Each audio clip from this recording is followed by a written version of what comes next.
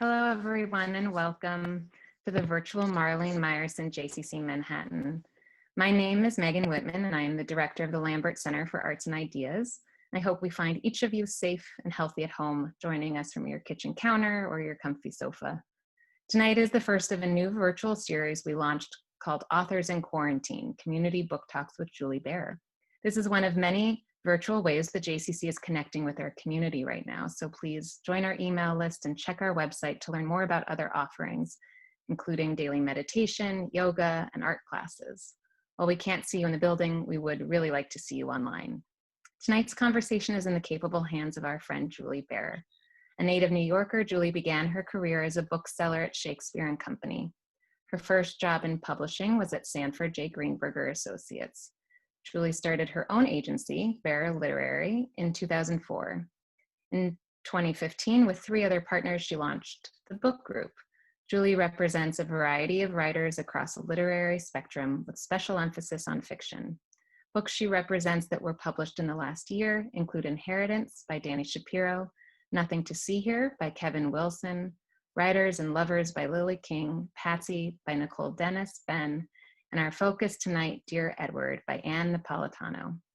Julie will join us again on June 4th with author Anne Solomon, whose book, The Book of V, was just published on Tuesday and is getting excellent reviews.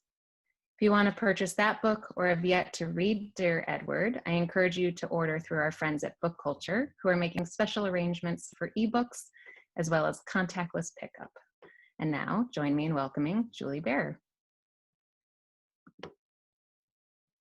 Thank you so much, Megan. I'm so happy to be here, and I hope all of you can see us okay and hear us okay. See Anne's beautiful book, Dear Edward, which is next to me.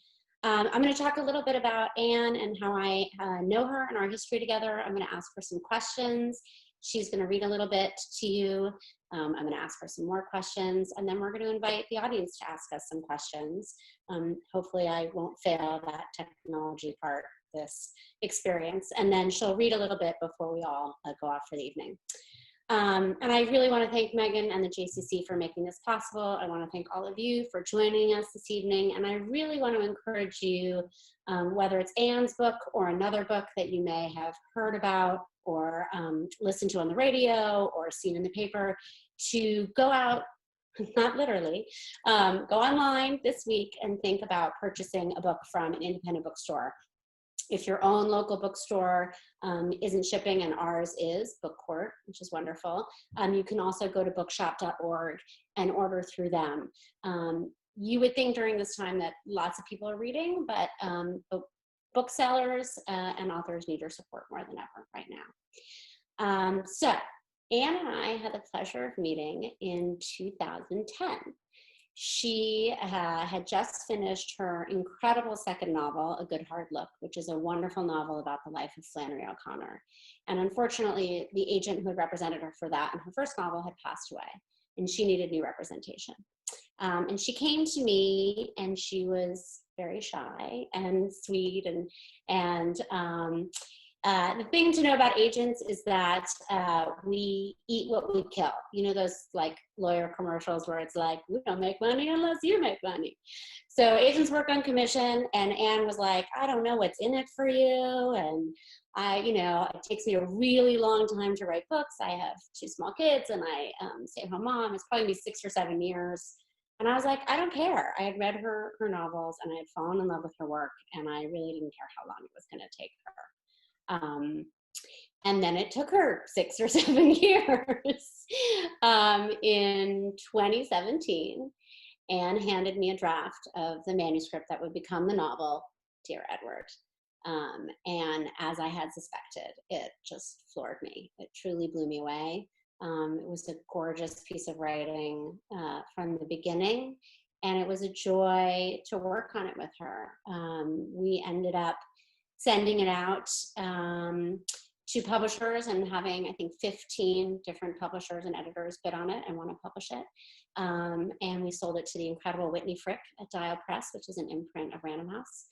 And it's been an amazing ride. The book came out this January. It was an instant New York Times bestseller. And it's an incredibly special novel, and Anne is an incredibly special author. And I'm very excited to be here with her tonight and to start asking her some questions. So Anne, my first question for you is, can you talk a little bit about what your typical day as a writer looks like, what your creative process is or what your writing process is on a regular day, and how that has changed during these crazy times that we're in? Sure. I'd like to thank the JCC too, and Megan, and it's so nice to talk to Julie. When she asked me to do this, I was like, yes, because it gave me an opportunity to have a conversation with her.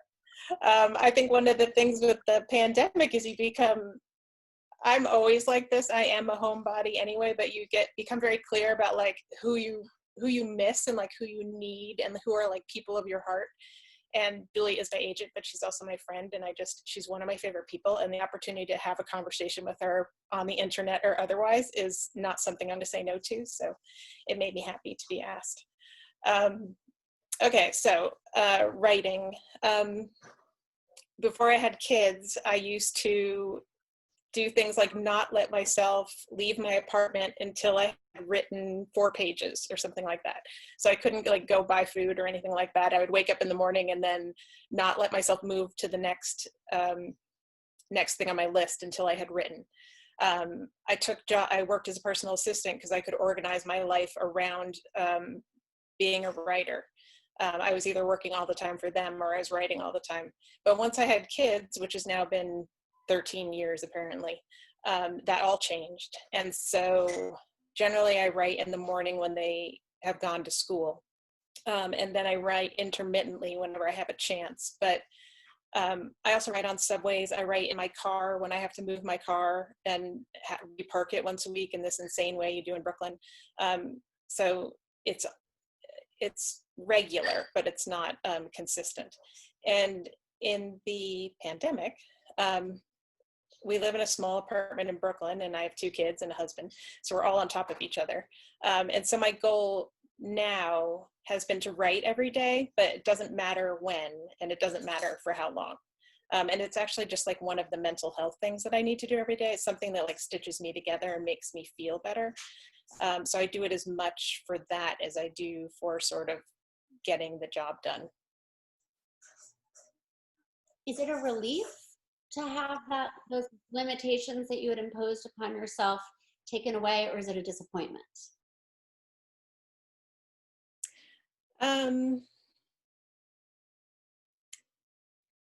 It's neither. It's fine. It's like, as long as yeah, maybe both. It's I really realized a long time ago, the first 2 novels that I wrote didn't sell. Like I didn't find publishers, and I'd never written a successful short story. So I didn't publish a novel until I was 31 or 32.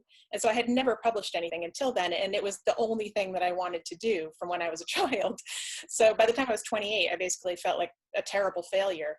But at that point too, I became very depressed after my second novel didn't sell.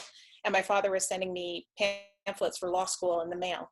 And I realized that the only thing that got me out of the depression was writing. So I started writing again because it was the only thing that made me feel better. So at this point, I view it as like a gift. It's something that I love to do, and it's something that I need to do. So if I can only find 15 minutes in the day to do it, I don't begrudge the fact that it's only 15 minutes. I sort of savor the 15 minutes that I have. That's amazing. Can you talk a little bit about where you get that creative energy and that inspiration? Like what brings you to the place where you're able to sit down and do that writing? What is it that gets you going?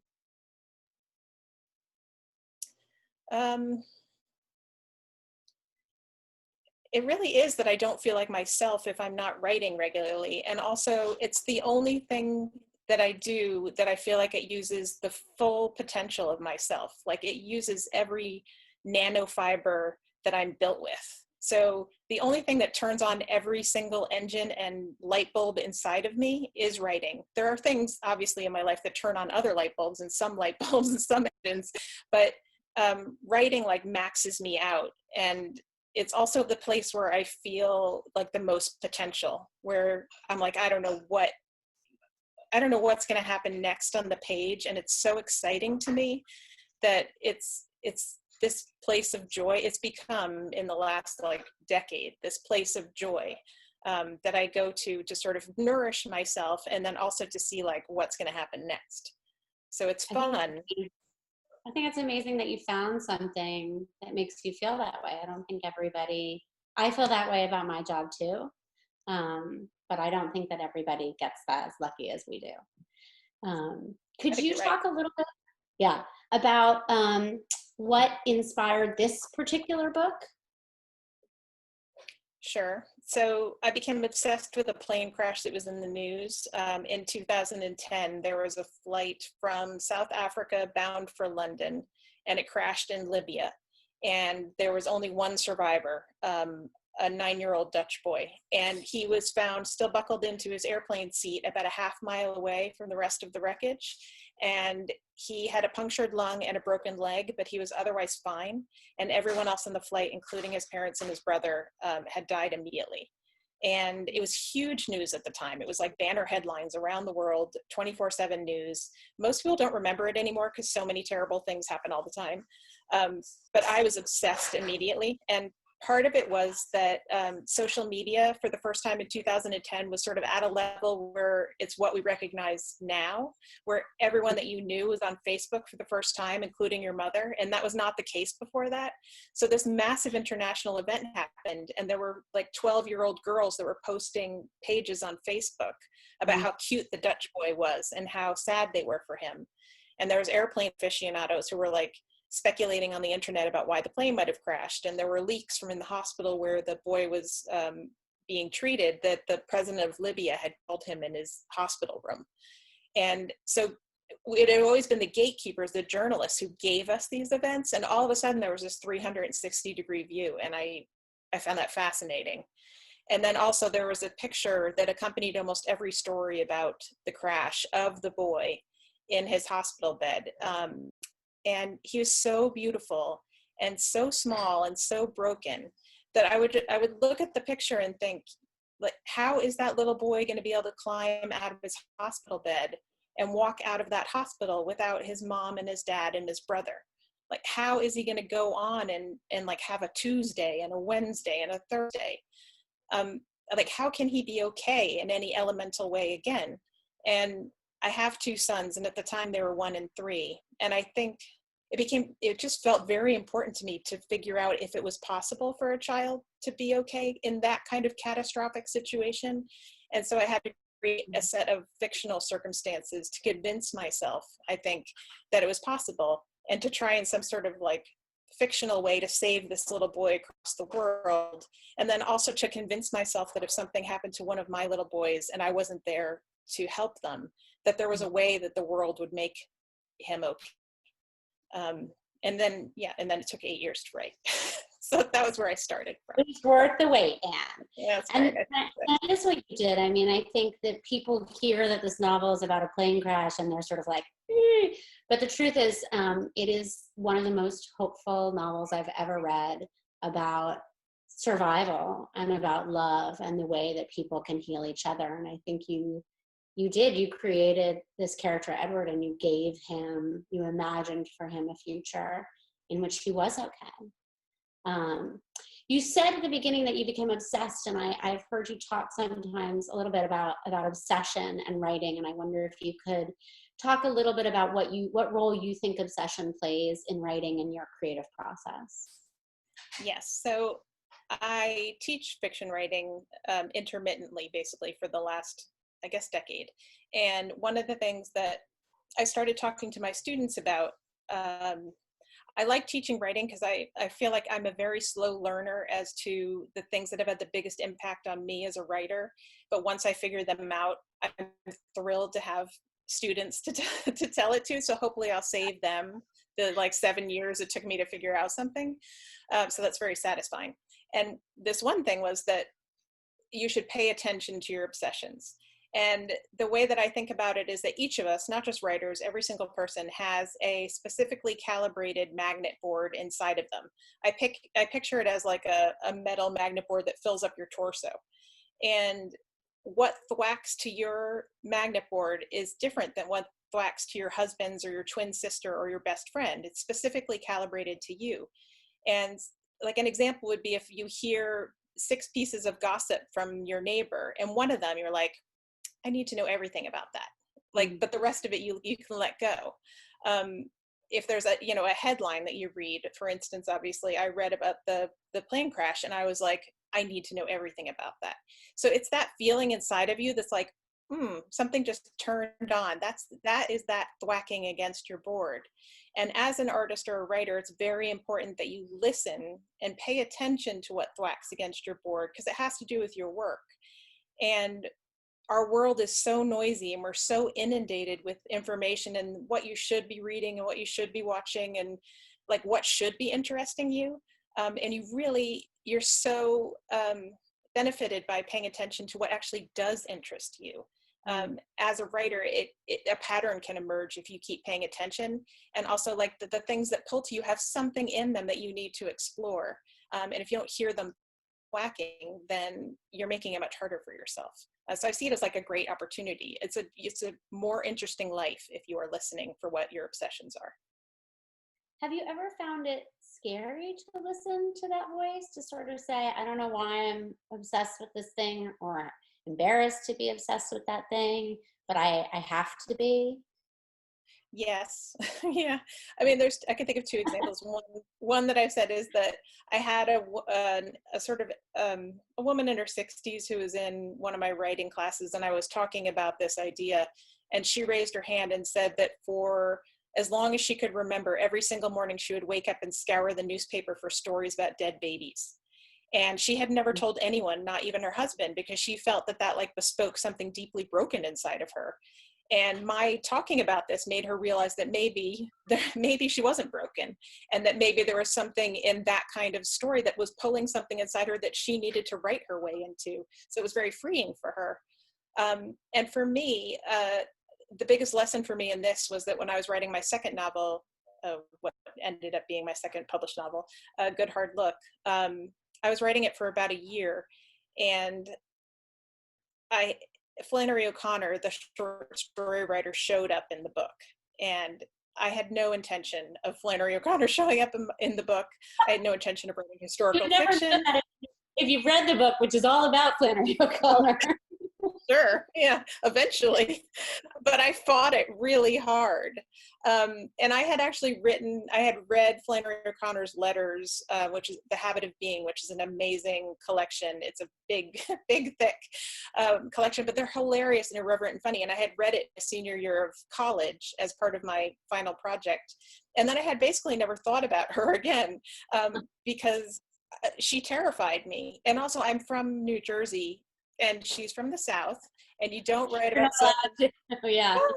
I have no ownership of someone like Flannery O'Connor. You have to be from the South to write about Flannery O'Connor. So when she showed up my novel, I was just like, oh, no, no, no.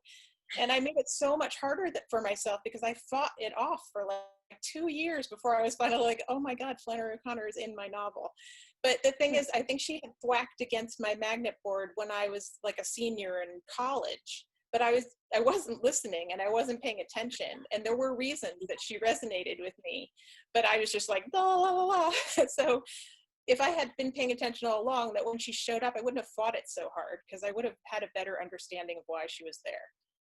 So did you feel like when you became obsessed with the plane crash and this idea of this little boy, it wasn't so scary to you because you knew what it meant? No, then I was excited, but by that point I had learned enough to realize that I was like, oh good, like this is thrilling. Why? Where do I dive in? I felt uncomfortable. I did feel uncomfortable in the sense that I was obsessed with a little boy halfway across the world who had possibly the worst thing that one could imagine happening to him. That did make me a little uncomfortable, and continues to make me a little uncomfortable. The only thing that I can abate that with is that his aunt and uncle came and adopted him and brought him back to Holland and completely protected his privacy in the most impressive way possible. They blacked out the windows of their station wagon so no one could take pictures. There was no more press. So I never found out anything that happened to him after he basically left the hospital. So when I did start writing the book, I mean, my flight is obviously in the US and it's completely fictional, and there can't be any overlap because I didn't know what happened to him. And that was the only thing that made me feel a little bit better. But it's tricky, it's weird, the creative process. It's tricky and weird, but wonderful. Would you read us a little bit? Oh, sure. So this, don't worry, it's only 2 minutes, and it's the second chapter of the book. So in the first chapter of the book, it is Edward and his family, his brother and his parents, boarding this flight in Newark Airport for LAX in Los Angeles. And you get to know a few other passengers on the flight too. And at the end of the first chapter, the flight takes off. And I'm really not giving anything away because we know there's a plane crash. So the second chapter opens with later that afternoon, the plane has crashed. And this is just about 3/4 of the page of after that has happened. Families of the victims arrive in Denver by plane and car over the 24 hours following the event.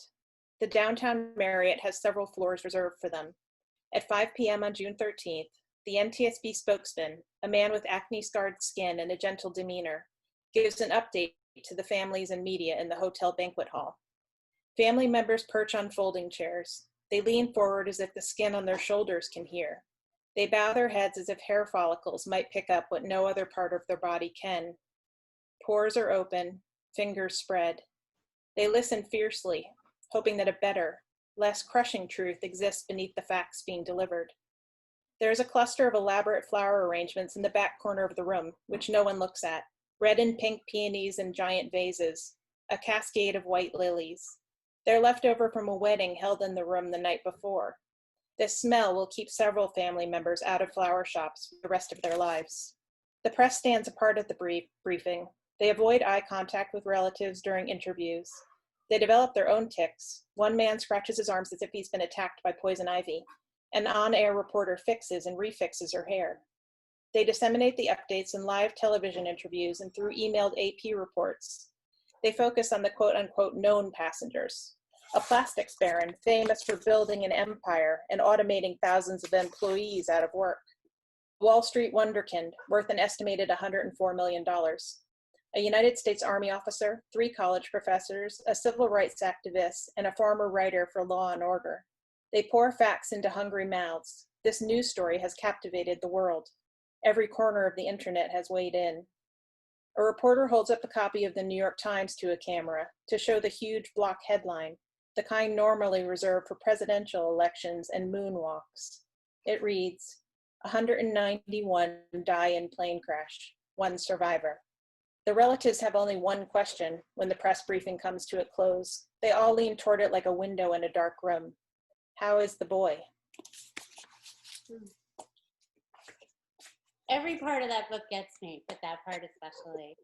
I'm struck as you're reading, I think that there are parts of this story that are so sad, right, that break your heart. But the book as a whole is this incredibly uplifting story about how people can come together to help each other heal.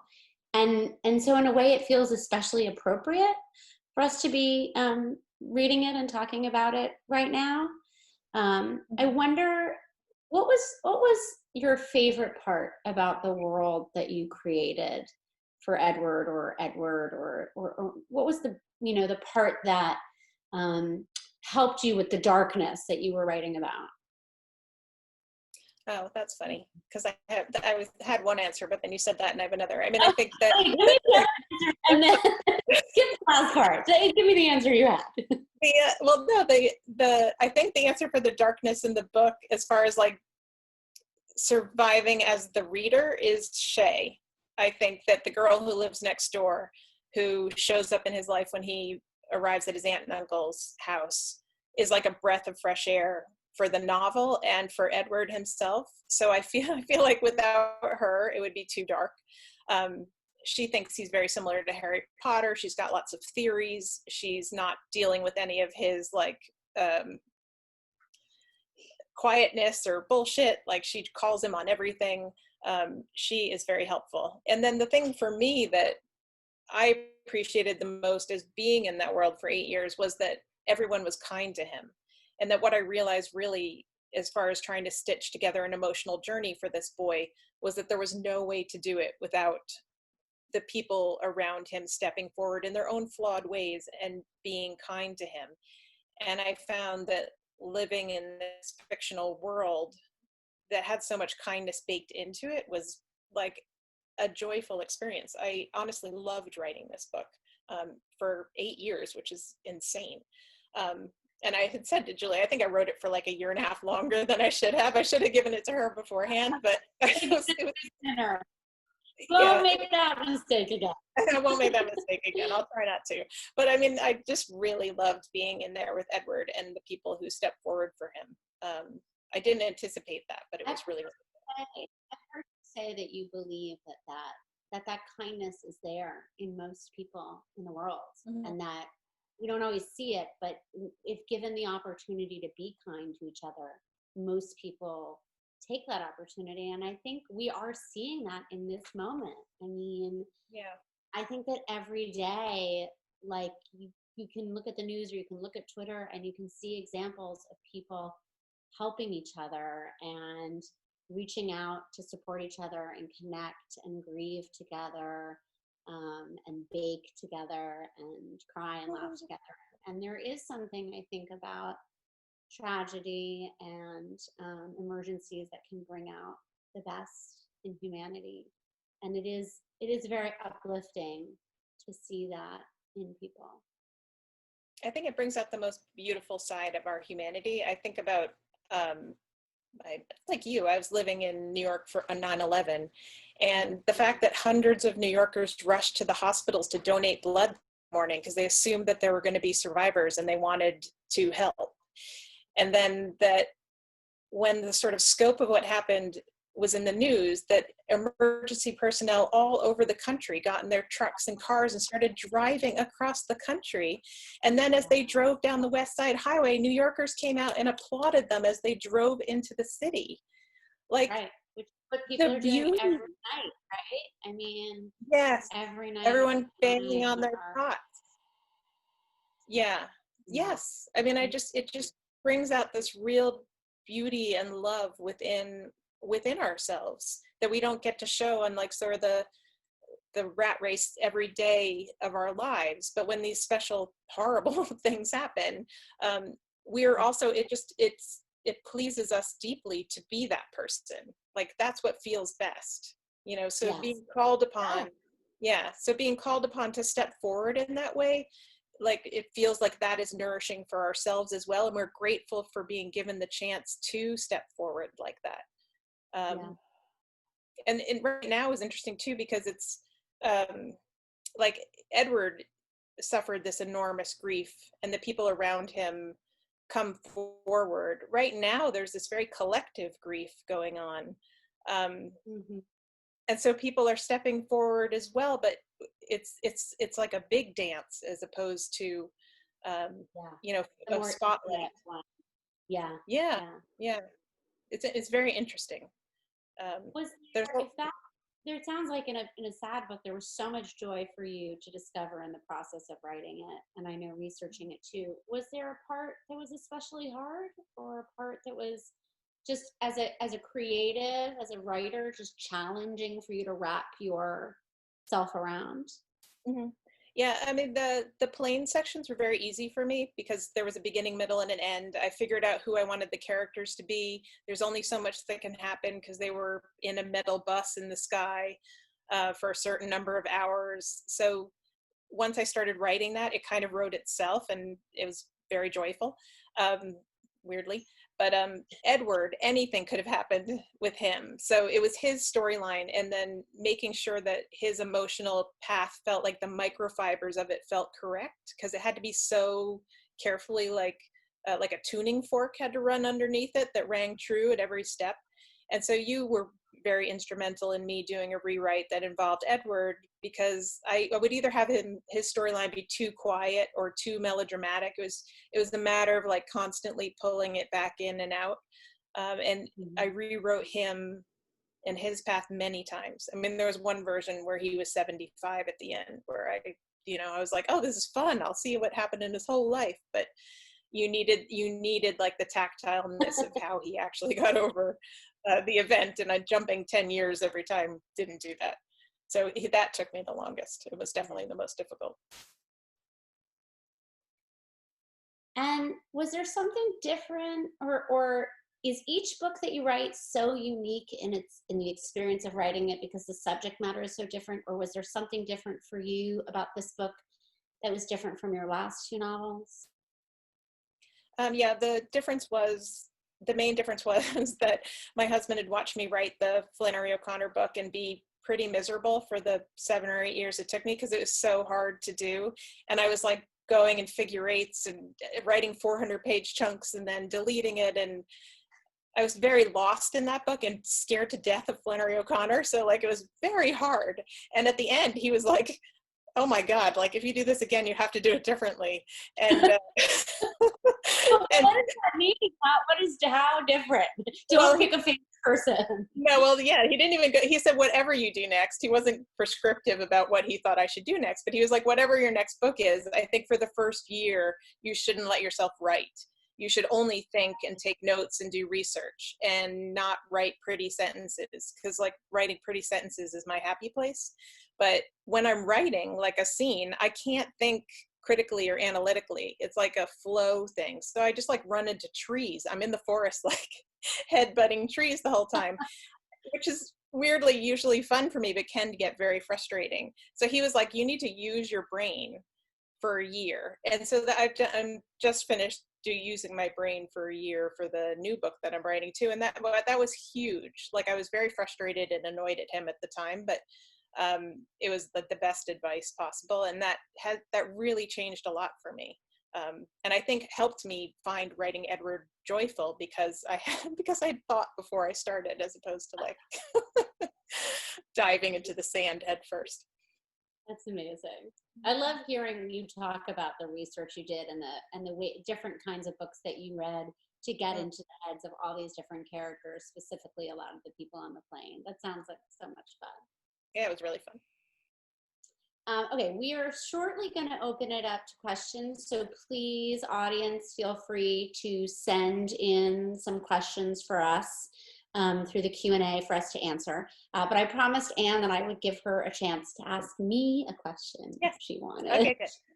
Yes, I want to ask you, I guess what spurred this was I went, I guess in the fall, I went to Books Are Magic, the amazing independent bookstore in Brooklyn, to hear Kevin Wilson read, who's one of Julie's other clients, who wrote the amazing and extraordinary Nothing to See Here that I cannot recommend enough. It is literally a perfect novel, as the New York Times also said in its review.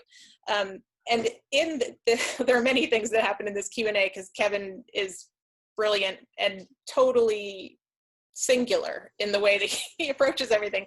But in it, he said that when he starts a new project, he writes 100 pages and then sends it to you. And then you either give him like a thumbs up or a thumbs down, basically, on whether he should keep going. And my thought when I heard that was like, oh, that's amazing. And then I was like, I wonder if that's her favorite part of her job. And then so really what I am wondering is what your favorite part of your job is. Because I know a lot of people don't really understand the scope of what agents do. And it's plentiful. Like they're like lawyers and agents, and they have to massage the egos of their crazy writers that they represent. And we're all so different from each other. And Julie has amazing roster of writers that she represents. So I was thinking, obviously for me, I was like, oh, if I had like Celeste Ng or Kevin Wilson sending me out of nowhere 100 pages, like that would be very exciting. But then I'm like, well, maybe it's the sell. I wonder what part of your job you love the most. It's hard to pick, honestly, because I have a great job and there's so much that I love. There is nothing like the feeling of reading something, whether it's 100 pages or 40 pages or a whole manuscript, but reading it and finishing it and thinking, oh my God, right now I am the only person in the world who knows how amazing this is, but not for a long time. Mm-hmm. And just the incredible joy and privilege to be that reader and to finish something and just be like, oh my God, this is so good and people are gonna love this book so much and I can't wait and I get to be a part of it and I get to help put it out into the world.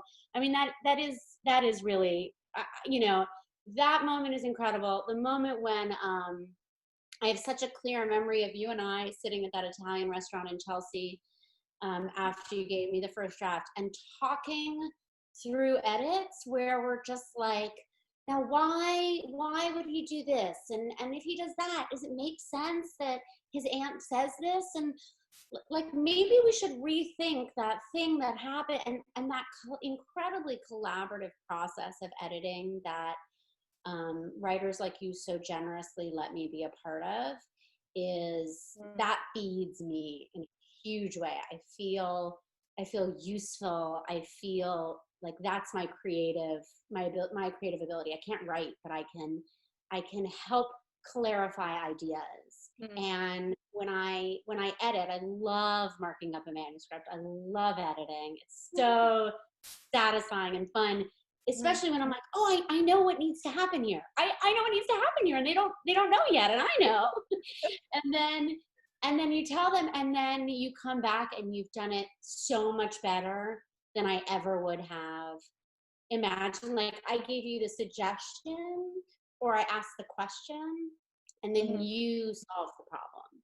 And seeing that exchange is incredibly fun and exciting. And then there is nothing like making the phone call. I mean, it's not the selling, doing the deal or getting the money. It's the calling you up and saying, your book is published. There's nothing like it. It's you know, and just being a part of the journey. You know, I'm so in awe of what you do, and I live in awe of my clients every day. I could never do what they do, and I feel so lucky to be around that art and to be a part of that art because you're married to I am. For those in the audience who don't know, I'm married to a writer who just Colton Whitehead earlier this week for the second time. Yay! And yay! And it's just astonishing. I mean, I watch him all day, and I'm like, and then I read it, and I'm like, that's crazy that you just wrote that. Yeah. And cooked dinner. Yeah. I mean, so there are a lot of great parts to my job. And it's hard to pick my favorite one. It's a thrill when people I know but who aren't in the book world, like a friend of my parents writes to me and says, I just read this book and I loved it so much, and then I got to the end and I saw your name. And I feel very proud and excited about that. Sometimes you see somebody on the subway reading one of your books and you're like, can I take a picture without looking like a total stalker and creep? And the answer is no. You can never actually do that without looking like a stalker and a creep. So don't do that. Yes. Did you have any other questions? No, so you also get to play the long game, which I think must be really interesting, where you like in a way, I feel for you because I don't know. Let's say Julie has 45 clients. I have no idea if that's true. Like, so she has whatever it is, let's say 45, but like she is my one agent. Like it's like a mom. It's like she has 45 kids, but to each let your children know their other children. Yes. Exactly.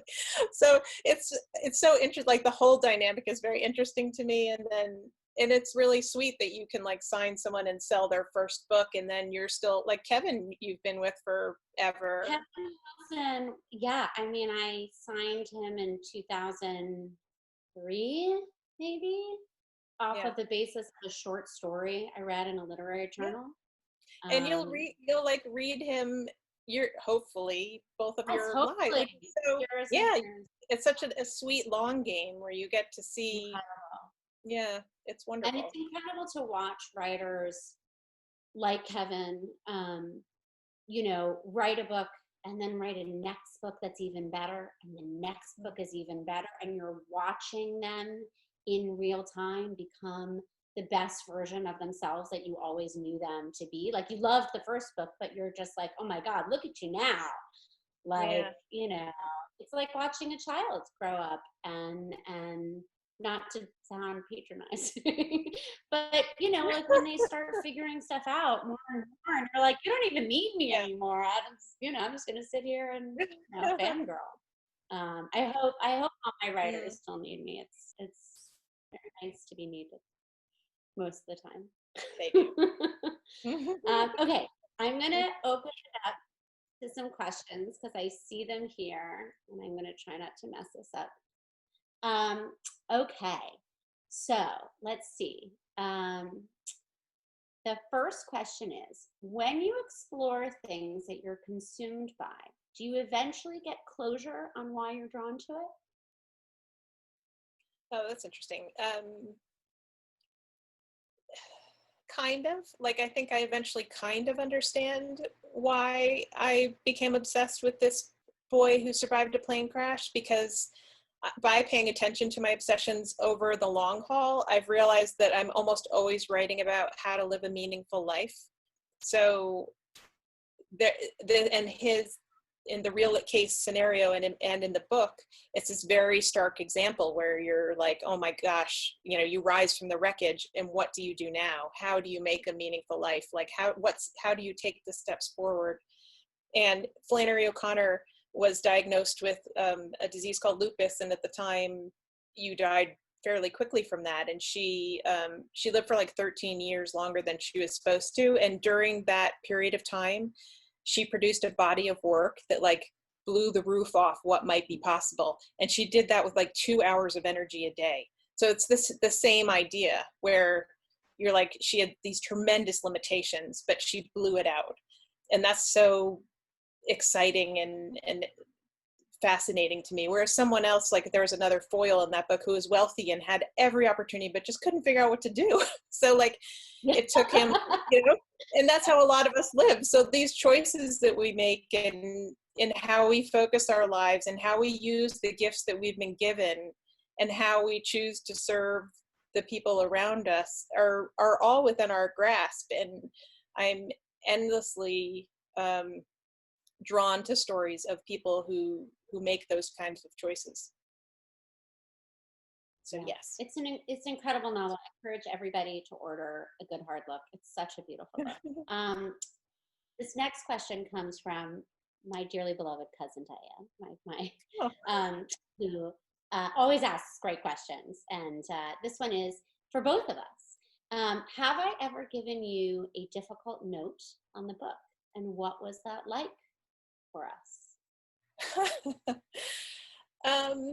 You have to do, I'm trying to remember. I mean, no, I don't think so. Well, I think what happens is that I've been doing this for so long that you really develop like super thick skin. I mean, not everybody does, but I have super thick skin. So I want the person who's criticizing the book to criticize it, and I want you to like throw hard balls at me, because it's the only way that I can make the book better. And basically what I do then is I weed through the notes, and I'm sure Julie gave me some notes that I didn't incorporate, like maybe 3 or something, because it didn't end up resonating once I really dug in, but I wouldn't then contest them. I mean, the same thing goes with being edited by my editor, although sometimes there was one or two things. Yeah, that's true.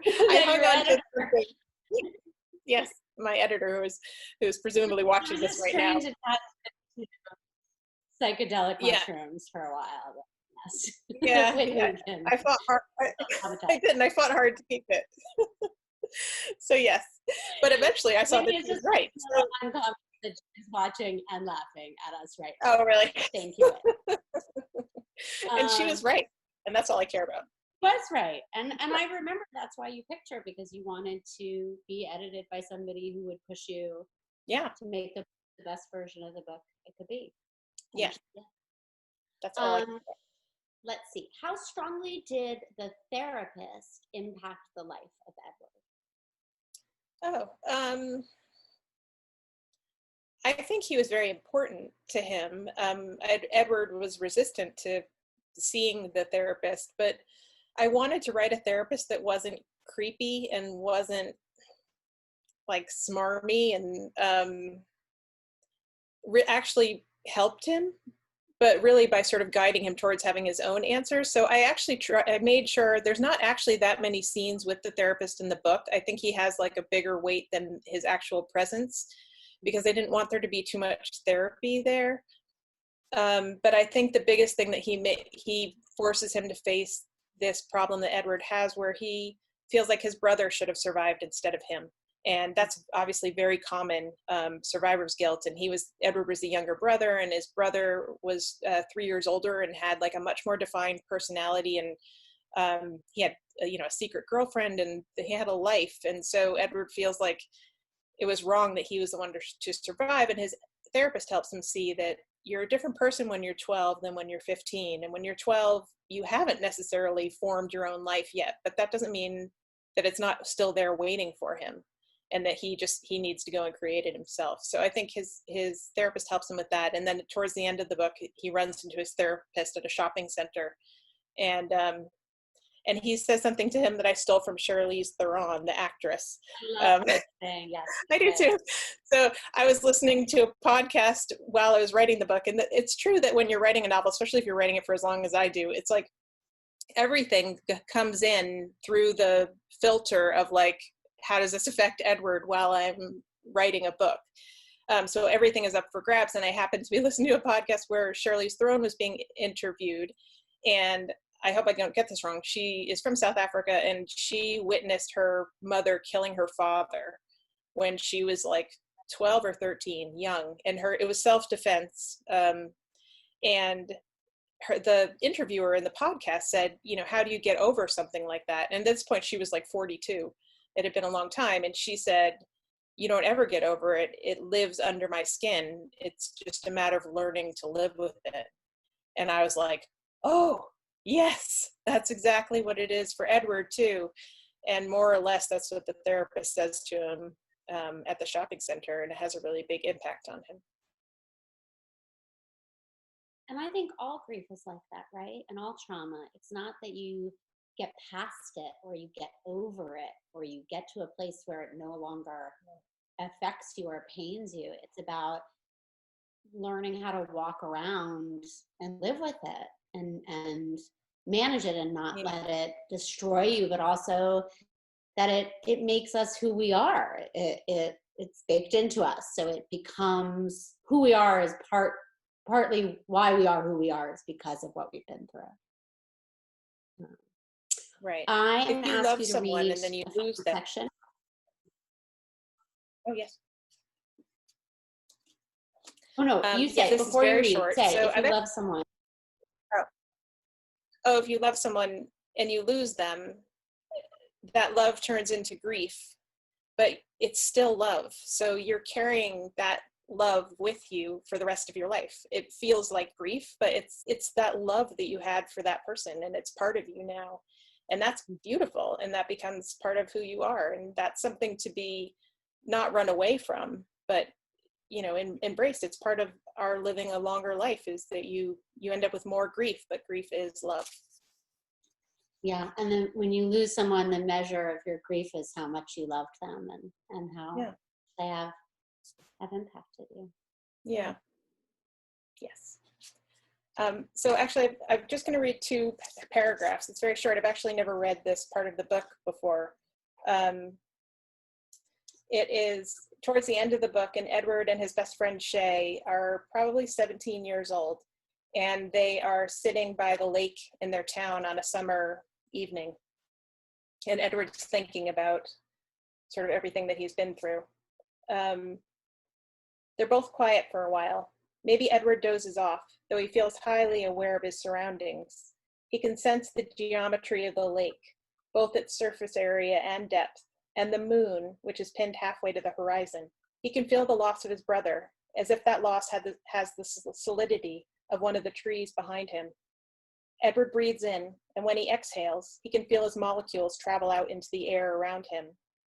Maybe I am a little asleep, he thinks. He's aware of Shay beside him. Her molecules are mixing with his. He's not just himself. He's made up of her, too. Which means he's composed of everyone he's ever touched, everyone he's ever shaken hands with, hugged, or high-fived. That means he has molecules inside him from his parents and Jordan and everyone else on the plane. The letters always referred to the weight he had to carry, and he thought of it that way himself. He had to carry the burden of so many lost lives. He had to make it up to the people who died. It was him pulling 191 dead people, like a fallen parachute in his wake. But if the passengers are part of his makeup, and all the time and people are interconnected, then the people on the plane exist, just as he exists. The present is infinite, and Flight 2977 flies on, far above him, hidden by the clouds. And now I'm crying. Probably all of you are too. No, but I will say for the I'm such a sap. I will say for the time that it really is an incredibly hopeful, a beautiful story about love and how we take care of each other. And I can't think of a more perfect book to read right now. I can't think of a more fun author to do this with. Thank you for, you do this stuff all the time. I never do this stuff. So thank you for taking so nice. me. That's why it's so nice to do with you. Oh, thank you, Julie. It's a pleasure. Thank you all for joining us. I really hope you will all want to log on right after this is over, if you haven't already, and order yourself a copy of Ann's incredible novel, Dear Edward. And while you're checking out at bookshop.org or at Book Culture, feel free to also get her other 2 novels. You won't be sorry. As Megan mentioned, we're going to do this again on June 4th with Anna Solomon. Her novel is The Book of Thee. It's It just amazing. came out. Thank you. Anne's read it, liked it. It's a Good Morning America Book Club pick and a Bellatrix Book Club pick. Came out on Tuesday as a great New York Times book review. So Anna Solomon will be joining me on June 4th.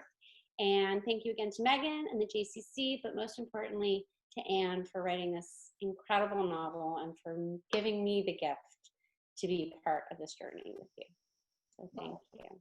Thank you. Thank for being you all. part of it with Stay me, Julie. safe, stay healthy, stay Thank you. inside. Good night. Thank you. Bye.